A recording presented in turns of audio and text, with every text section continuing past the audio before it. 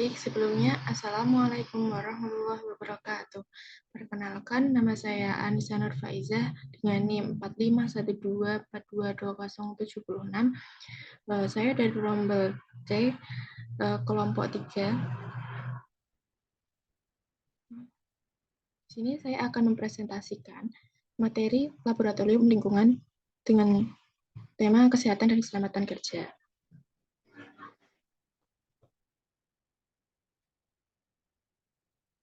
Apa itu konsep dasar dari K3 sendiri? K3 sendiri memiliki konsep dasar di laboratorium, yaitu semua upaya untuk menjamin kesehatan dan keselamatan pekerja laboratorium dari risiko-risiko yang ada di laboratorium. Dengan adanya K3 di laboratorium, akan tercipta suasana yang aman dan nyaman, sehingga dapat meningkatkan produktivitas para pekerja laboratorium. Nah, apa saja yang wajib digunakan dalam laboratorium? Yaitu ada pelindung mata.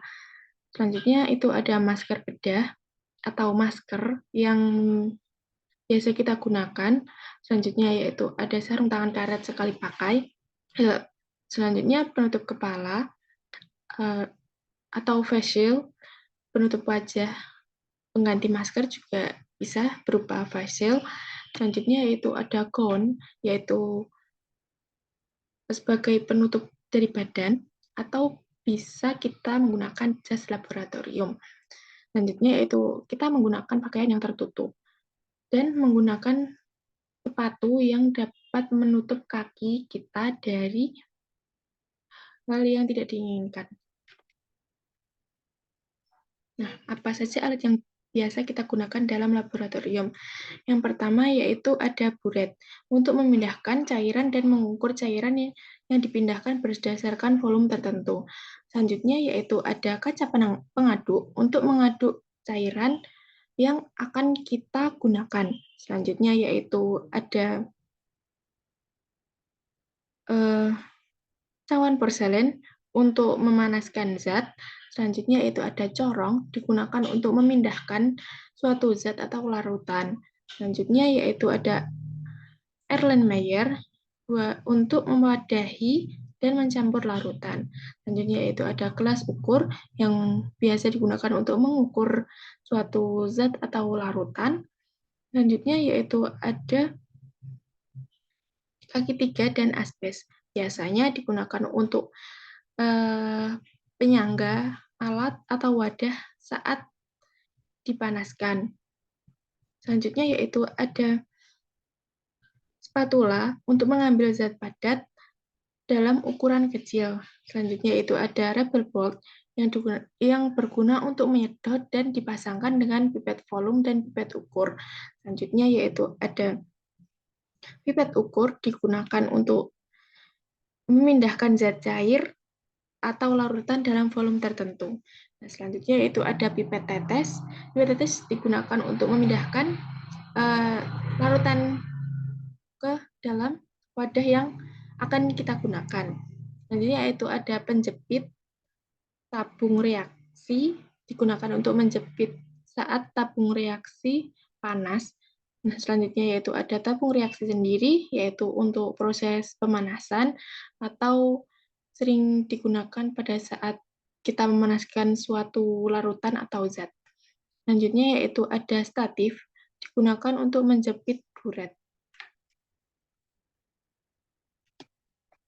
Nah, selanjutnya yaitu ada simbol K3. Simbol K3 yaitu ada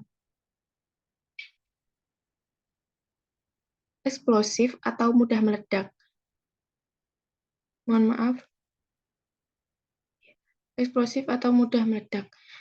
Bahan kimia yang biasa digunakan yaitu ammonium nitrat dan nitroselulosa. Nah, selanjutnya yaitu ada oxidizing atau mudah teroksidasi. Bahan ini untuk bahan pengoksidasian yaitu ada R7, R8, dan R9. Misalnya yaitu ada hidrogen peroksida dan kalium perkiorat. Selanjutnya yaitu ada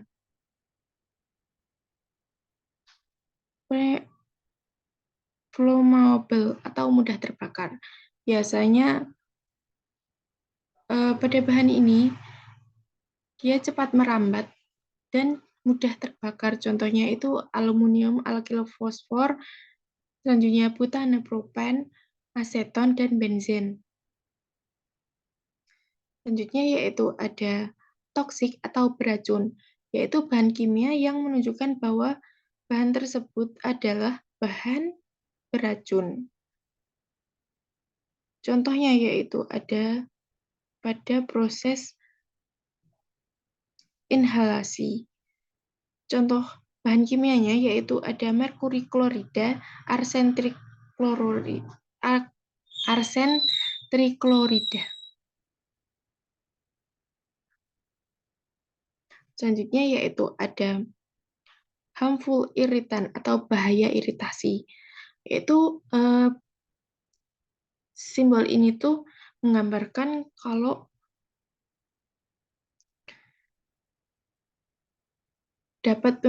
dapat menyebabkan iritasi berupa iritasi kulit, iritasi mata, dan sebagainya. Contoh bahannya yaitu amonia dan benzen klorida. Selanjutnya yaitu korosif. Menunjukkan bahwa suatu bahan tersebut bersifat korosif dan dapat merusak jaringan hidup. Contohnya yaitu bahan dengan simbol ini yaitu belerang oksida dan klor. Selanjutnya yaitu ada dangerous for environmental, yaitu bahan berbahaya bagi lingkungan. Simbol ini biasanya untuk peringatan bahwa zat tersebut berbahaya bagi lingkungan sekitar.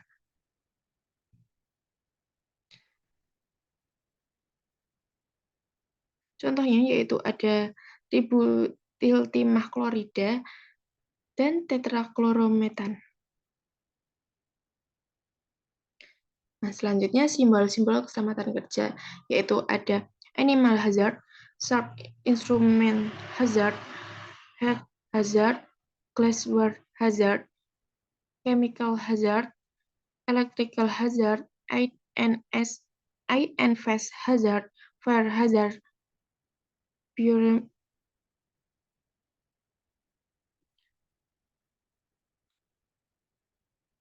biohazard, laser radiation hazard, radioactive hazard, and explosive hazard.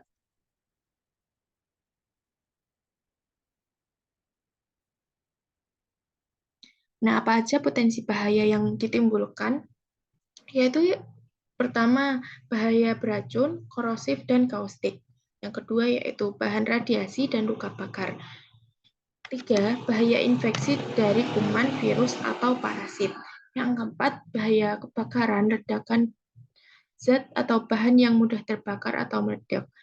Kelima, shock akibat aliran listrik dan luka sayat akibat alat gelas pecah dan benda tajam. Jadi, sebisa mungkin jika kita dalam laboratorium, kita harus menggunakan sebijak mungkin dan berhati-hati pada saat menggunakan peralatan tersebut. Nah, bagaimana pencegahan dari hal-hal tersebut? Yang pertama, jika terpapar bahan kimia di mata, solusi yang dapat kita cegah atau lakukan yaitu segera bilas mata dengan air selama setidaknya pancuran mata, siramkan air ke mata. Lepas lensa kontak selama pembilasan, segera periksakan ke petugas medis tanpa memandang parah atau tidak akibat yang terlihat. Selanjutnya yaitu jika terpapar bahan kimia di kulit, solusi yang dapat kita cegah atau lakukan yaitu segera bilas dengan air tidak kurang dari 15 menit. Untuk paparan yang banyak harus digunakan safety shower. Ketika membilas secepatnya tinggalkan pakaian dan perhiasan yang terkontaminasi. Hati-hati ketika melepas kaos atau sweater tanpa kancing. Untuk mencegah kontaminasi pada mata, buang pakaian yang terkontaminasi atau cuci segera terpisah dari pakaian lain. Dan selanjutnya, yaitu jika menghirup uap bahan kimia, solusi yang dapat kita lakukan yaitu segera tutup wadahnya, buka jendela atau tingkatkan ventilasinya, dan pindah ke udara segar. Jika gejala semacam sakit kepala, iritasi hidung, atau tenggorokan, pusing-pusing atau mual terus terasa, segera hubungi petugas medis, periksa MDS untuk mengetahui pengaruh kesehatan apa yang akan timbul, termasuk yang akan timbul seketika. Selanjutnya yaitu bahan kimia jika tertelan, solusi yang dapat kita lakukan yaitu segera ke unit gawat darurat rumah sakit terdekat. Jangan paksa untuk memuntahkan, kecuali diminta oleh petugas medis. Nah, langkah-langkah apa aja sih yang dapat kita lakukan dalam penanganan kecelakaan di laboratorium? Yang pertama yaitu evaluasi keselamatan pribadi. Jadi pada saat ada kecelakaan di laboratorium, kita harus mementingkan keselamatan pribadi kita terlebih dahulu daripada kepentingan yang lain. Contohnya yaitu seperti hal-hal yang tidak penting seperti buku dan lain-lain yang ketinggalan. Yang kedua, tanggapi dengan cepat. Segera lakukan mencari solusi seperti jika terjadi kebakaran, kita ambil aspar gitu dan kita semprotkan. Selanjutnya yang ketiga yaitu ada panggilan bantuan medis. Jika ada yang sakit atau mengalami luka bakar dan lain-lain, kita segera panggil petugas medis. Entah itu ada PMI atau klinik terdekat. Selanjutnya yaitu isolasi area, kelima tutup sumber kecelakaan, keenam evakuasi, yang ketujuh pertolongan pertama. Jadi di setiap laboratorium harus ada P3K. Nah, kita gunakan P3K tersebut untuk pertolongan pertama tersebut. Mungkin cukup sekian presentasi dari saya. Kurang lebihnya mohon maaf. Wassalamualaikum warahmatullahi wabarakatuh.